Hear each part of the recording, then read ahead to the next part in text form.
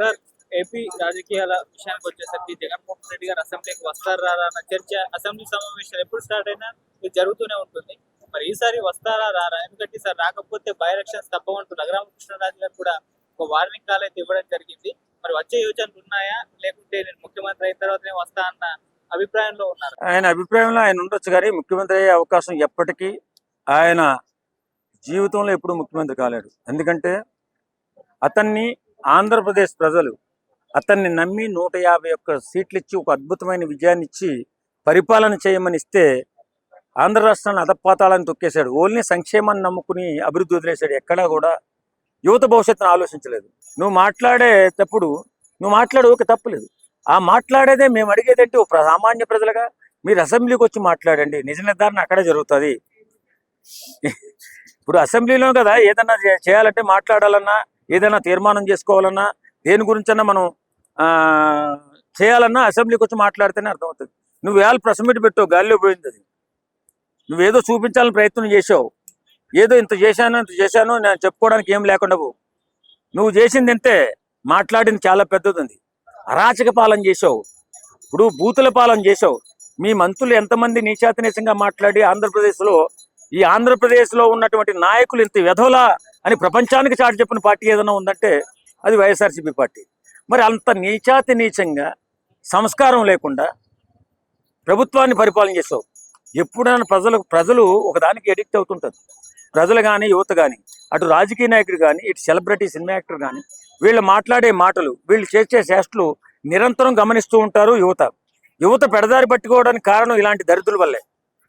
ఎవడైతే తప్పు అంటే నేను ఎవరెందుకు దరిద్రులు అంటున్నానంటే, నువ్వు ఒక సెలబ్రిటీ అయి ఉండి తప్పు మాటలు మాట్లాడకూడదు, యువతకు ఉపయోగపడే మాటలు మాట్లాడాలి. నువ్వు ఒక రాజకీయ నాయకుడు అయి ఉండి నువ్వు రాజకీయాలలో పేదల పక్షాన, ప్రజల పక్షాన మాట్లాడుతూ వాళ్ళకి మంచి సూచనలు చేయాలి తప్ప ఉచ్చరించాలు లేకుండా బూతులు తిట్టుకునే టైపు తీసుకొచ్చావు.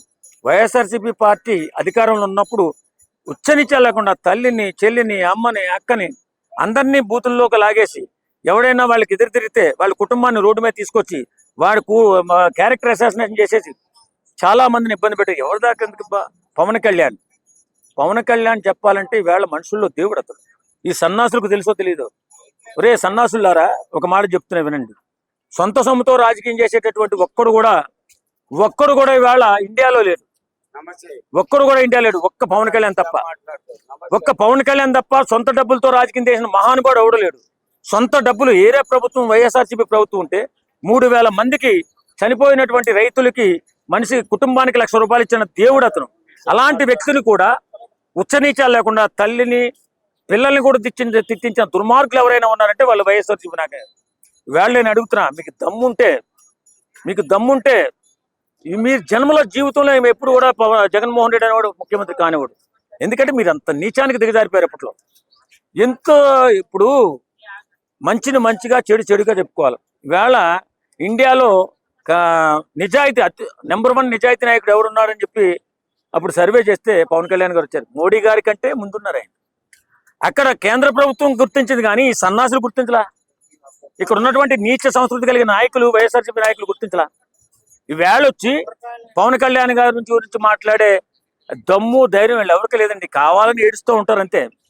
ఎలాగో ఇప్పుడు దోపిడీలు చేసే నాయకులను చూసాం, అక్రమాలు చేసే నాయకులను చూసాం, దౌర్జన్యాలు చేసే నాయకులను చూసాం. కానీ ప్రజలందరూ బాగుండాలి, అందులో మనం ఉండాలనే నాయకుడు ఒక్క పవన్ కళ్యాణ్ చూసాం. మన తరంలో చూసిన దేవుడు అతను, మన తరంలో చూసిన రాజకీయ నాయకుల్లో దేవుడు అతను. అంత గొప్ప నాయకుడిని ఉచ్చనీచాలు లేకుండా నువ్వు తిట్టించి, ఉచ్చనీచాలు లేకుండా మాట్లాడించి, చిన్న బిడ్డల్ని సైతం తిట్టించావంటే నీ జీవితం సర్వనాశనం కోరుకునే నువ్వు తిట్టించావు. కాబట్టి ఈవేళ నువ్వు రాజకీయాన్ని పనికొస్తావా పనికిరావు, ఇప్పటికైనా బుద్ధి తెచ్చుకుని ప్రజల పక్షాన్ని నిలబడమని అడుగుతున్నావు.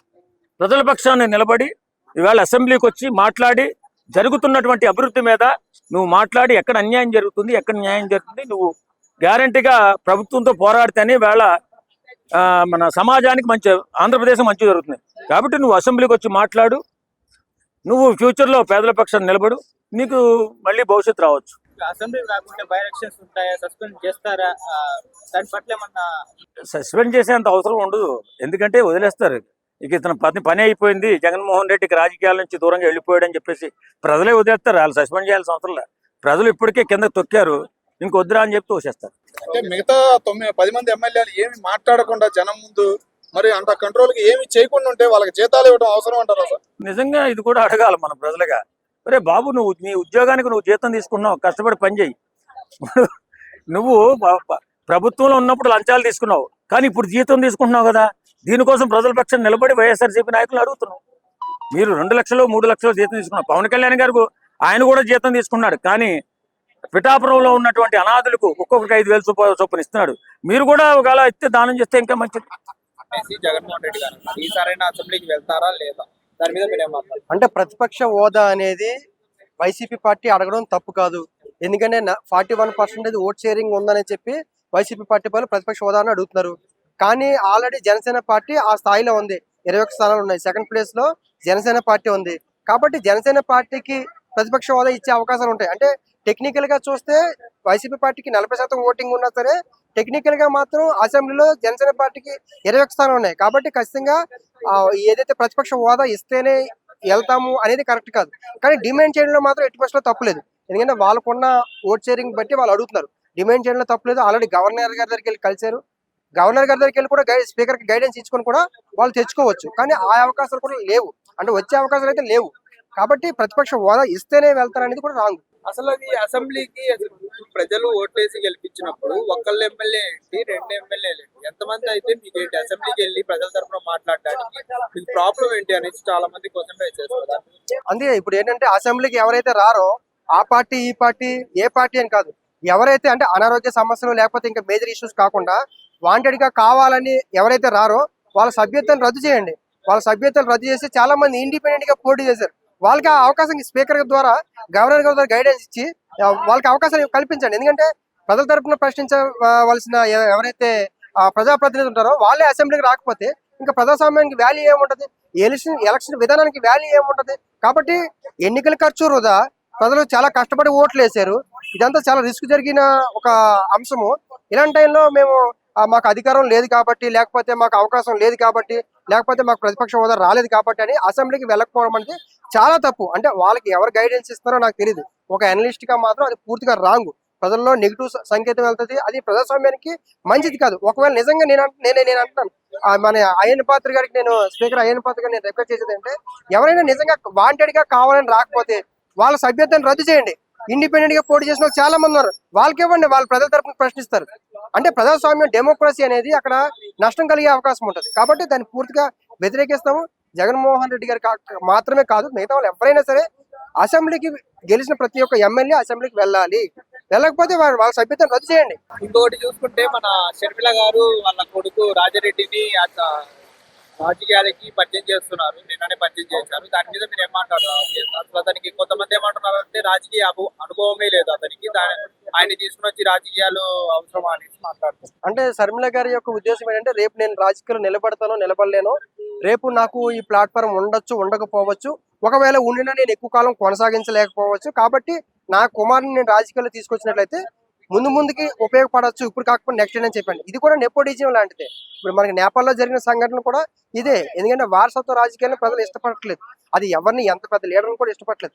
ప్రజాస్వామ్యబద్ధంగా ఇది ఎన్నికైతేనే తప్ప వారసత్వంగా ఎవరు స్వీకరించట్లేదు.